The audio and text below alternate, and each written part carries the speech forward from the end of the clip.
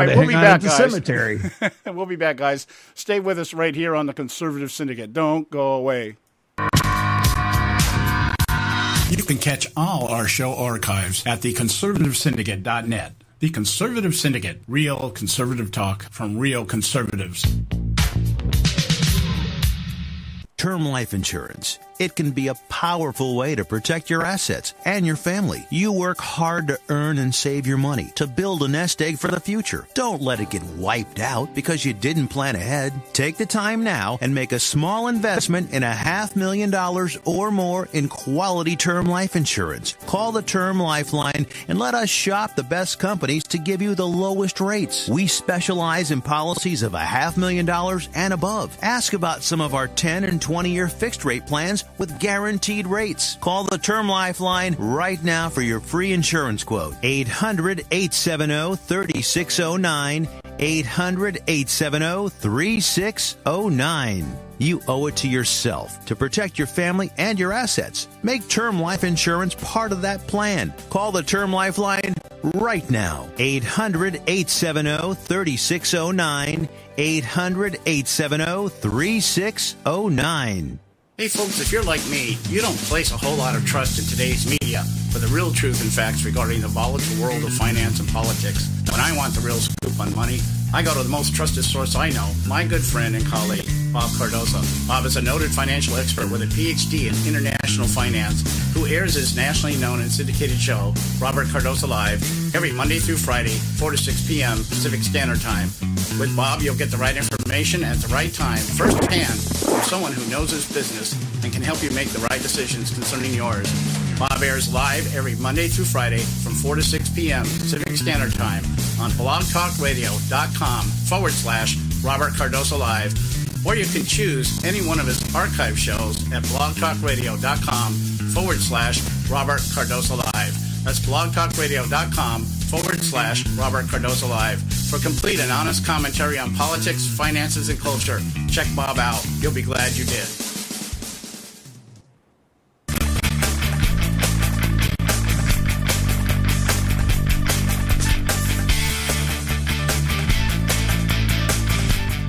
Okay, hey, we're back. Technical glitches and all. Right here on the Conservative Syndicate. And let me get... Trying to get my... Wow, there we go. We just jammed. Yeah, it just, it won't turn off. Oh. Okay, hang on a minute. There we go. There we go. Wow. Yeah. You hit it with a hammer? I don't know. I'm ready to throw this thing through the window, you know. I don't know what the problem is here. But anyway, it is over. It is over. So, thank goodness it is over. All right. Without further ado, we want to bring on Kenric Ward from watchdog.org. And Kenric is... a writer, freelance writer. He's written. He's the bureau chief and national reporter for the Virginia Watchdog, one of the affiliates of Watchdog.org, and he's written for the Sunshine State News, the Scripps Treasure Coast newspapers. Freelance writer out in Las Vegas for the Las Vegas Sun, and of course the Republic out in Columbus, Indiana. Has really done some good work out there. And I asked him to come on. I was reading one of the articles that he posted last week on the multiple voters in 28 states, I guess a survey that was conducted by True the Vote. And I wanted to get him on here. How are you doing tonight, Kenric? I'm doing well, John. Thank you. Yeah, we're glad to have you with us tonight. And I wanted to, maybe we should start out by giving our audience here a brief overview of how did watchdog.org come about, and give us some stats on the organization. Well, we've been around for about 5 years. We're a nonprofit. We're donor supported, so we don't rely on advertising. And our mission is to ferret out waste, fraud, and abuse in the public sector, and you can imagine that keeps us quite busy. So that's our niche, if you will. A lot of the mainstream media has gotten away from that. They don't question government and institutions in general. They tend to be statist in their orientation. We tend to be the reverse. We're more libertarian-leaning and believe that government can and should operate with a lot less money and a lot fewer people, and certainly a lot fewer laws and restrictions on our liberty.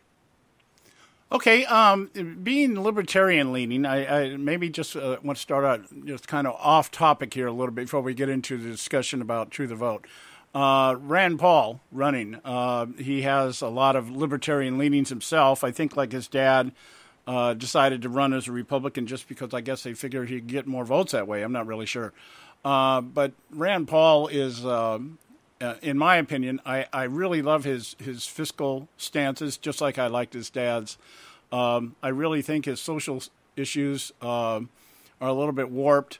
Not in the fact that I really believe in the general assessment of him that the government needs to stay out of our lives. I don't have a really big problem with that. I am also of the belief that government should not be legislating morality. The government should not be involved in things like the homosexual agenda or abortion or anything of that matter. That at best these should be state issues. So I kind of agree with him. Where I think I part with Rand Paul is his outlook on foreign policy, in particular Israel.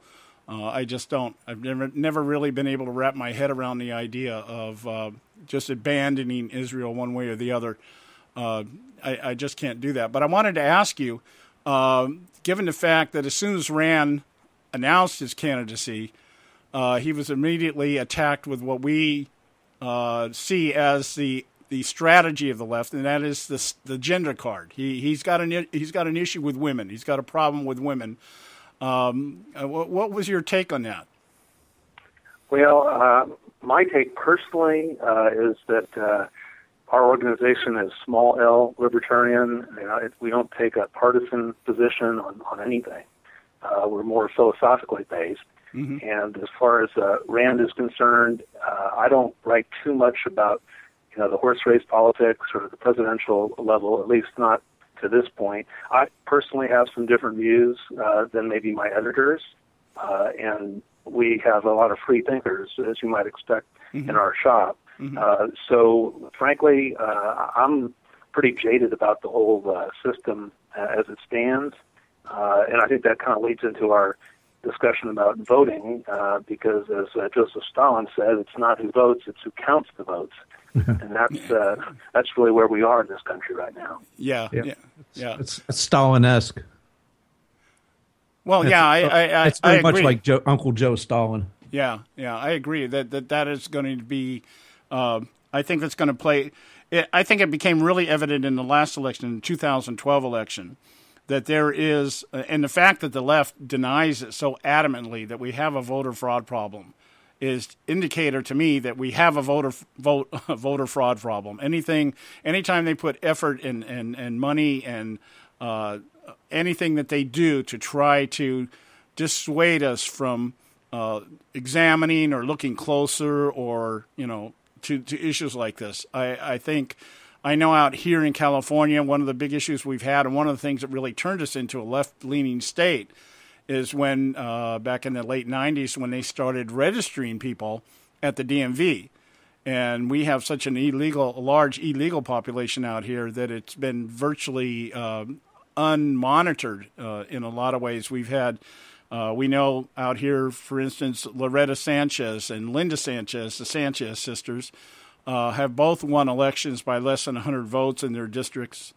And we know that can be attributed just to voter fraud. I mean, it's because they campaign and they govern in very large Hispanic districts out here. And so it was something that became very apparent to us years ago that there is such a thing as voter fraud, and it is substantial and it is growing. And when we have such an effort by the left to destroy or to undermine or voter ID laws and things like that, things that would actually work to the betterment of keeping the system clean, you got to know that there's something there. There's got to, I was thinking the 2012 election, we saw districts in Ohio and in Pennsylvania where they had over 100% turnout in the voter districts, or districts that voted entirely 100% for Barack Obama and Romney didn't get a single vote, things like that. I think this is writing on the wall. Now, your article here that you wrote, maybe you could give an overview of what the article is, and then we can go into some of the detail. Okay.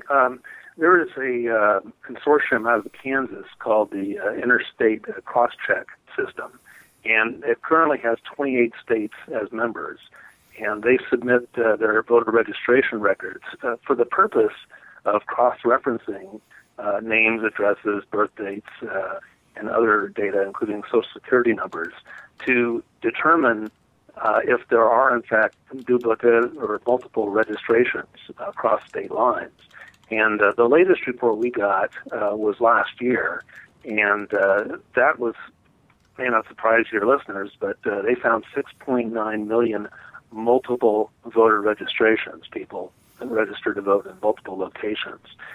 There's a new report update of that coming out, or it has actually come out. I'm hoping to get it this week, and I'm quite certain, you can bet the mortgage, that it's going to be more than 6.9 million people this time. And remember, this is just in 28 states, and it doesn't even encompass California, for instance. So there is a problem, obviously.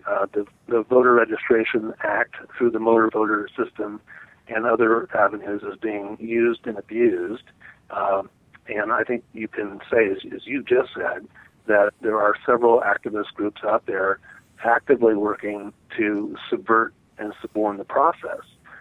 And that really calls the credibility of the system into question. As you said, groups, especially on the left and the mainstream media, love to discount these stories and say, well, just because someone is registered to vote in two different states, maybe they're snowbirds in Florida and live in Maine during the summer, that's entirely innocent. It doesn't mean that they voted twice. That's true as far as it goes.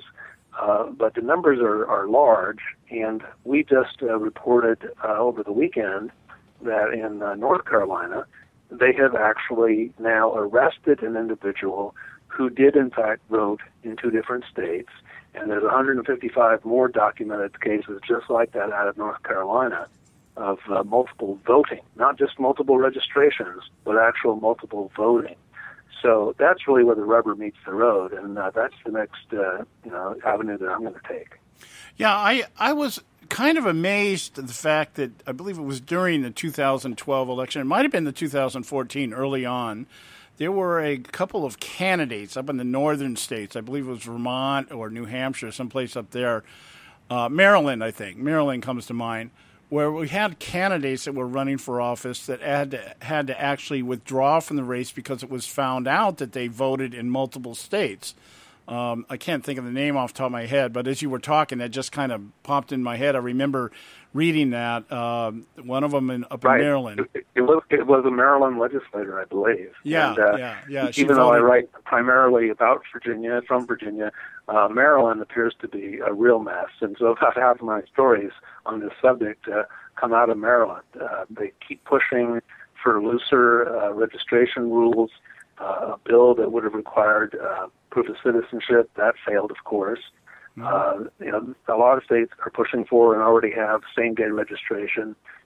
You have absentee ballots here in Virginia, where the General Assembly just voted down a reasonable bill that would have required the same identification, photo ID, that's required when you request a ballot in person. Well, you can circumvent that by just getting it through the mail or emailing or calling on the phone for an absentee ballot. So there's many ways to, as I say, to work the system.